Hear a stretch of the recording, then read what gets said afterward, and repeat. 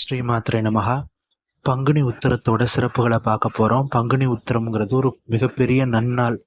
அந்த நல்ல நாளில் தான் பல தெய்வங்களுக்கு திருமணம் நடந்திருக்கு. குறிப்பாக பார்வதி பரமேஸ்வரனோட திருமணமே பங்குனி உத்திரத்தில் தான் நடைபெற்றிருக்கு. அம்பாள் பராசக்தி பார்வதியாக அவதரித்து கடும் தவம் இருந்து பரமேஸ்வரனை மணமகனாக அடைஞ்சது இந்த பங்குனி உத்திர நல்ல நாளில் தான்.